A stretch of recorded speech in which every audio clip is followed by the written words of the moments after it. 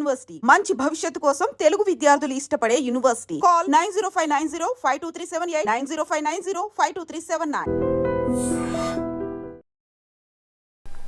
SLBC tunnel ఈ మన వెనకాల కనిపిస్తున్నదే ఎస్ఎల్బిసి టన్నల్కి సంబంధించిన ప్లేస్. సో పూర్తిగా రెస్ట్రిక్ట్ చేసేసిండ్రు, ఎవరిని కూడా లోపలికి అనుమతించే పరిస్థితి అయితే లేదు.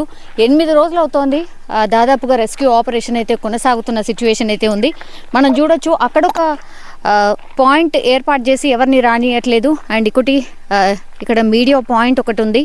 ఆ తర్వాత పూర్తిగా లోపలికి వెళ్ళడానికి అని అంటే ఇదే main point. So restricted area, entry for only rescue teams అని రాసింది ఉంది. బికాస్ ఎవరంటే వాళ్ళు వచ్చి ఈ ఎస్ఎల్బిసి టన్నల్లో ఇన్సిడెంట్ జరిగిన తర్వాత చాలామంది వచ్చి కనుక్కునే ప్రయత్నం చేయడం కావచ్చు, లేకపోతే వెళ్ళి చూద్దామన్నటువంటి ప్రయత్నం చేయడం కావచ్చు. దీంతో పూర్తిగా లోపలికి ఎవరిని అలౌ చేయట్లేదు. అండ్ చాలా రాజకీయ పార్టీస్ కూడా ఈరోజు కూడా బీజేపీ ఇక్కడికి రావడానికని ప్లాన్ చేసిన సిచ్యువేషన్. సో రాజకీయ నాయకుల మూవ్మెంట్ అట్లాగే ప్రజల మూవ్మెంట్ చాలా ఎక్కువగా ఉంది. అండ్ రెస్క్యూ ఆపరేషన్స్ కంటిన్యూషన్గా కొనసాగుతున్నాయి కాబట్టి ఇంకా ఎవరిని కూడా అనుమతించట్లేదు. మనం చూడొచ్చు రెస్ట్రిక్టెడ్ ఏరియా అని చెప్పేసి అక్కడ పూర్తిగా పోలీస్ బందోబస్తు మధ్యలోనే అక్కడ పూర్తిగా అందరినీ ఆపేస్తున్నారు. సో ఎవరిని కూడా లోపలికి అనుమతించే సిచ్యువేషన్ అయితే లేదు. మనం చూడొచ్చు రెస్క్యూకి సంబంధించిన బసెస్ కూడా కొన్ని ఇక్కడ కనిపిస్తున్నాయి మనకు. సో రెస్క్యూ ఆపరేషన్స్ చేస్తున్న వాళ్ళ ఈ మట్టి తోడి ఈ లారీస్ ఏవైతే ఉంటాయో కంటిన్యూషన్గా ఈ కాంక్రీట్ ఏదైతే లోపల నుంచి వస్తుందో వాటన్నిటిని తీసి బయట వైపుకు తీసుకెళ్ళి డంప్ చేస్తున్నారు. సో ఈ కార్యక్రమాలు చాలా పెద్ద ఎత్తున నడుస్తున్న పరిస్థితి అయితే కనిపిస్తోంది.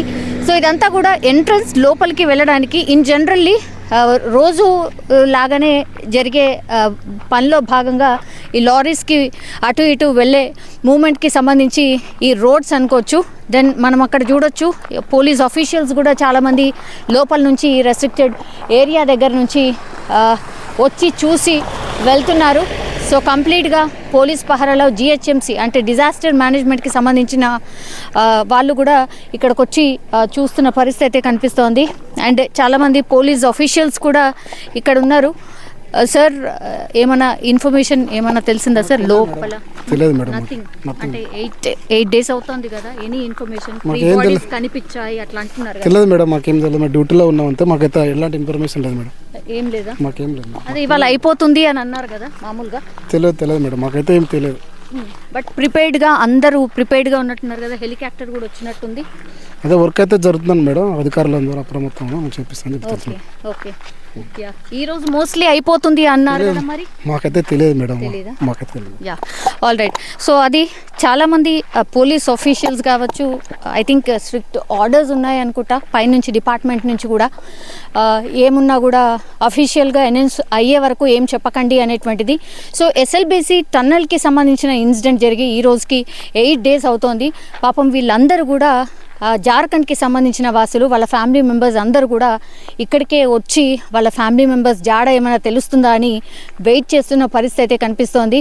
వాళ్ళకి ఇన్ఫర్మేషన్ వెళ్ళడానికి కూడా కొంత టైం పట్టింది. అక్కడి నుంచి అసలు ఈ ప్లేస్ ఎక్కడ ఏంది అనేది తెలుసుకోవడానికి కూడా కొంత టైం పడుతుంది అని అంటున్నారు.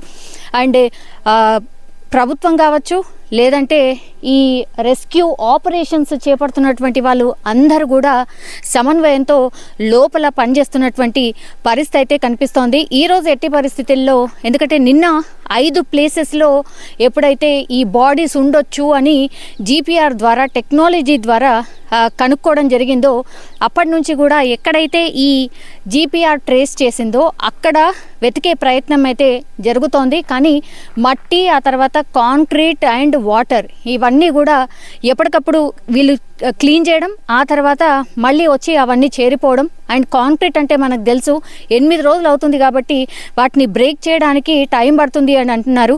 ఒకవేళ డ్రిల్ చేసినా కూడా అత్యాధునిక టెక్నాలజీ యూజ్ చేసి డ్రిల్ చేసినప్పుడు కూడా పూర్తిగా డ్రిల్ చేసినప్పుడు మిగతా అన్నీ ఏవైతే ఆల్రెడీ వేసినటువంటి ఏవైతే టన్నల్స్లో లోపల ఉన్నాయో అవన్నీ కూడా పెచ్చులుడి మీద పడిపోతున్నాయి అనేటువంటి మాట కూడా వినిపిస్తోంది. సో ఇవన్నీ జాగ్రత్తలు తీసుకుంటూ మళ్ళీ లోపల ఇప్పుడు ఎవరైతే రెస్క్యూ ఆపరేషన్ చేస్తున్నారో వాళ్ళ సేఫ్టీ కూడా చూసుకుంటూ ఇప్పుడు ముందుకు వెళ్తూ సమన్వయంగా చేసుకుంటున్న సిచ్యువేషన్ అయితే కనిపిస్తోంది. కానీ ఈ రెస్క్యూ ఆపరేషన్ అంత ఈజీ అయితే కాదు, చాలా టాస్క్ అండ్ జాగ్రత్తల మధ్య ఇవంతా కూడా రెస్క్యూ ఆపరేషన్ అయితే కొనసాగుతోంది.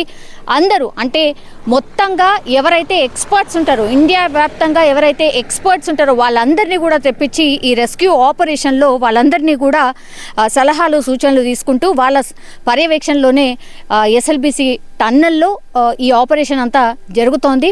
ఎట్టి పరిస్థితుల్లో ఈరోజు అయితే 8 మంది ఎవరైతే అందులో చిక్కుకున్నారో వాళ్ళని బయటికి తీసే ప్రయత్నం అయితే చేస్తామన్నటువంటి మాట అయితే చెప్తున్నారు. నిన్నటి నుంచి కూడా మూవ్మెంట్ కొంచెం ఎక్కువగా కనిపిస్తుంది. బికాస్ జీపీఆర్ ద్వారా ఏవైతే ఈ 5 ప్లేసెస్లో ట్రేస్ అయినాయి మెత్తగా ఏదో కనిపిస్తోంది, ఆర్ అక్కడ కొన్ని పాయింట్స్లో కొంచెం లావుగా ఏదో సంథింగ్ ఉన్నట్టుగా కనిపిస్తుంది. కాబట్టి మేబీ హ్యూమన్ బాడీస్ కావచ్చు, ఈ తప్పిపోయిన వాళ్ళ బాడీస్ కావచ్చు అని అజ్యూమ్ చేసి అక్కడనే డిగ్గింగ్ చేస్తూ ఉన్నారు.